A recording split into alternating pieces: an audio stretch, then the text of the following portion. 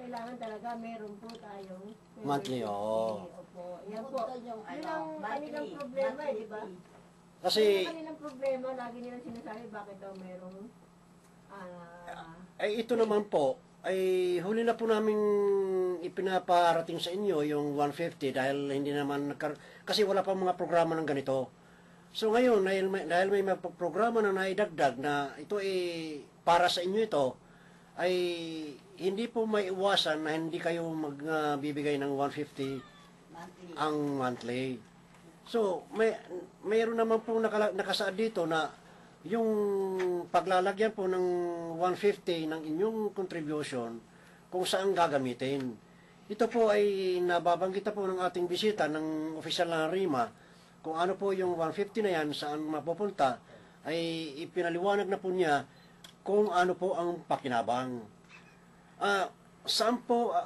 Hanggang saan po ito nakakarating na ang inyong programa ng mayroon pong karagdagan po ng 150 na ang kaalaman po kasi ng mga nakaraan ay 600 lang. Okay. Dati kasi ang tinatawag natin dyan, lifetime membership. Okay? Okay. So, ang mga members na pinapasok nyo sa ngayon, ang alam ko dato ay mga lifetime membership lang po yan. Sa New Bayanihan program kasi, yung mga dating lifetime members ay kailangan mag-re-enter din. Papasok din sila ulit sa 600 plus 150 na monthly. Okay? Sa dati nila na yung ID nila dati na lifetime member, okay pa rin naman yon, di ba? Sa dito sa bagong Bayanihan program, ma-issue din po sila ng panibagong ID and an ATM card. The ATM card will only be activated once you form a core group. Yun ang sinasabi namin dito. Kung sakaling nabigay po kayo ng 150 ang kada isang buwan, ay i-issuehan po kayo ng panibagong ID at saka yung ATM. Di ba? Yes, yes. Yung ATM na yan, yun po ay nanggagaling po ito sa bangko. Ito na sinasabi natin na mayroon tayong bangko na mag-i-issue sa atin ng ATM. Yes. Ito, mag-withdraw lang po kayo, ay magugulat po bakit pa may pera kayo sa bangko, di ba? Yes, yes. Na hindi nyo nalalaman. Kasi in the future po, halimbawa may i-claim ka na emergency or halimbawa hospitalization ng member, ipaprocess po yung kanyang request form. Ipaprocess po, once siya ay member in good standing and he is a core leader, may 10 siyang buo na actively nagko-contribute din ng monthly, so siya po ay in good standing. So siya po halimbawa na hospitalized, makaka-claim lamang po siya ng aid from REMA kung may present niya po yung old ID niya na lifetime, kung may present niya yung New Bayanihan ID niya, Ayun. at saka yung ATM niya. Kasi doon po ipapadala, once na-approve po ang kanyang request, doon po i-credit sa kanyang Nandito ba yung sa... na lang niya. Nandito po sa programa mo ibinigay mo sa akin? Nandito po yan sa programa. Ayun, ito po ang dapat nyo maintindihan. Marahil ay ito na po yung pinakadulo na dapat nyo malaman na yung sistema na ginawa, yung 150 na yan ay huwag nyo panghinayangan. Ito na po yung sinasabi na biyaya. Hindi lang po yung lupa na pinaglalaban natin, kundi pati yung karamdaman ninyo, yung pagkikahos ninyo, ay narito na po. Matutulungan na po sa tinatawag na bayanihan system. Ang ibig po sabihin, kung mayroon na po kayong ATM at na malaman na member ng RIMA, pwede po ipanawagan na maghulog po kayo sa ganitong ATM number. Yes. Para po kayo madagdagan, kung halimbawa, operasyon, siguro sobra-sobra na yan. Kahit 4 na beses ka magpa-opera, okay lang. Kasi member naman ako ng RIMA. Oo. Alam niyo, dato, mayroon dapat silang malinawan dito sa programa na to. Huwag po nila isipin na yung gumagawa ng pera. Hindi maganda Ay, po sabihin masama po yung... no? Pero ganito po, para maintindihan po nila ang program, alam mo, we run a para bang accounting po, simpleng fund. Madali mo unawaan ito eh. How do you implement this program? So gumawa ako ng parang 5-year budget plan para po ma-implement ang program na to. Considering all the benefits na pinapromisa natin sa member, alam niyo po, ang budget deficit is in the trillions eh. Oo. Assuming na 1 million members only become core members, and assuming that we already have 11 million members. Oh. So we run the figures, lumalabas, alam mo, ang income po, ang makikreate natin na income from the membership at saka monthly dues, ay wala pa pong wala pa po sa napakaliit lang po compared to the deficit na kailangan po natin para ma-fund ang program na to. nila isipin po na para bang pera lang. Because the program, let me continue, the program will be funded by other sources. Like, I would like to cite, na isa na dito po ay sale of land. Oo. Kasi nag-recovery tayo, di ba? Okay. Once napatunayan natin yan, sale of land. Number 2 is commercial rentals. Ito Tama. po, gusto namin po iparating on the air na in the future po, we will work with establishments. Tama yan. Because Tama they yan. will have to recognize our title and they will also be given all the opportunity to protect their rights, and they can go to court also and present their documents. Tama. And then at the end, kung napatunayan po na talaga ang totoong titulo ay ito, because we are confident, totoo po ang titulo ng REMA. Torrents title po ito. Pwede nang ibenta. And we are already in the courts all over the Metro Manila. 400, I think, as of last count, 475 cases na po yung narinig ko kay Madam. Okay. So can you imagine? Doon It's sa- just a matter of time. Doon sa nabanggit mong kaso, ilan na po ang ating natapos? Ay lahat naman po ito pending pa. Pero the good news is, kahit po pending pa yan, kasi matagal talaga ang kaso. No, it will take years. Pero po, pag nagkaso na po kayo sa isang lugar nyo, pag may kaso na po, Oo, nakakakuha kasi- po kayo ng oo. injunction or status quo.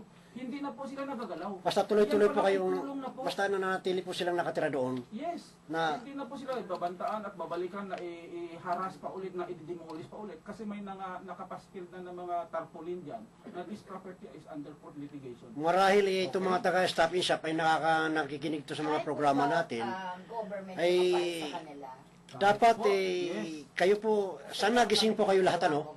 Dapat gising po kayo lahat mga taga-stop and shop. O kung saan man kayo naroon, bigyan nyo ng kahulugan yung mga sinasabi. Nandito na po yung official ng RIMA Foundation ng Bayan. Ipinapaliwanag po yung karagdagan na hindi po natin ipapaliwanag ng mga nakaraan. Ito na po ang sinasabi na naungkat na po yung kahulugan kung bakit kayo po ay binibigyan po kayo ng assistance na sa mga problema ng inyong tinitirahan. Ito na po ang lumalabas na tapos na ang inyong paghihirap dyan, tapos na ang kalbaryo ng inyong problema. Ngayon, konting bahagi na lamang ng panahon, magiging inyo na Yun na. Yes. ang tunay na pagmamayari. Nakakasurog na sila ng Imagine we're not trying to create adversaries here or mga antagonistic kami or against kami sa mga establishments. We will get their cooperation to work hand in hand with us because by recognizing our title and later on they pay the due rental siguro, which we will call mga commercial rentals. Alam mo, ang fund na to will support this program ng bayanihan. We will be empowering the poor people in our society. Pag na-empower mo yung mga mahihirap, sila nabigyan mo ng purchasing power, sila ay bibili na ng mga produkto at serbisyo, ang una pong makikinabang, ito po yung mga existing establishments din. Yan Yan. po ay big welcome sa kanila ng how many times? 100-fold, 1,000-fold. Because we're going to empower the masses eh. Pag na-employ mo na ito, nabigyan mo magandang tirahan, at sila ay nagtatrabaho lahat, they will purchase, they will buy services, they will have a new lifestyle. Siyempre marami silang kailangan. At diyan ay lahat, bibilhin nila sa merkado. And ang makikinabang nito, siyempre yung mga existing establishments, existing factories, na sila po ay nandyan na ngayon. Okay. Papapatuloy natin, ano, station break muna tayo, no?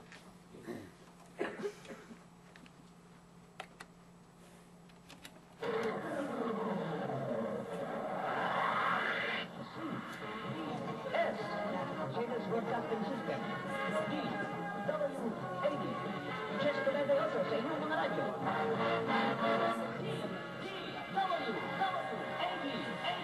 Ngayon.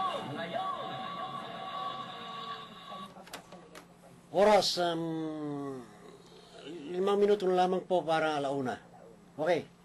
Dito rin, malapit na po yung ating programa ng Boses ng Pinoy OFW. Mabuhay tayo. Mabuhay at ka-FW. Marahil ay naliwanagan na po yung ating mga miyembro, wag na po kayo magtanong doon sa gumagala sa inyong lugar dahil patuloy po kayong makikinig sa programa ng RIMA Foundation ng Bayan Dahil mas malinaw po at ang bisita po natin ay nanggagaling sa mga gumaganap ng RIMA ay para po kayo, wala kayong sinasabing kalokohan na naman. Sana unawain niyo po yung paglapit po ng isang taong para may masmasa naman kayo. Medyo sumama ko kayo sa programa namin para dito po masusumpungan ninyo kung papaano ang linaw na nagaganap po ng programa ng RIMA Foundation ng Bayan, na ito po yung mga sugo ng ating foundation ay nagpapaliwanag na po sa inyo.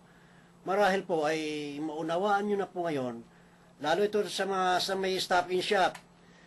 Hoy, magising na kayo, huwag na kayo magtapang-tapangan pa dyan. Barangay 601. Pag ako'y lumusob dyan, tatanggalin ko kayo. Sa Baltao, 600. Dito rin, programang boses ng Pinoy ay sa iyo na po ang trono dito. Nadagdag ko lang yun, maganda yung programa nila na para ka bang magsisavings. Ay, oo. Tapos nilalagay nila sa ATM. Yan ang sinasabi ko, Tita Ring. Meron silang counterpart. Hindi po tayo nagkakamali dito. Ito na po yung Maganda yun ah. malinaw po ito. Opo, yan. Maganda yun. Kaya sa ganda ng programa nito, siguro naman maunawaan na ninyo na pwede na kayong makasali dyan. Okay, ako muli si Dato Fede Masawa Del na nagsasabing magandang tanghali po muli. At susunod na po ang boses ng Pinoy OFW. Yung mga pagbati nyo. Binabati ko muli ang birthday ni Dilosa ni Aida.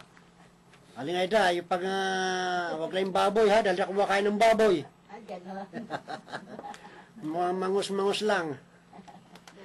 Maraming salamat po sa mga takapakinig. Muli po kami nagpapasalamat sa inyo. Magandang tanghali po muli. Maraming salamat.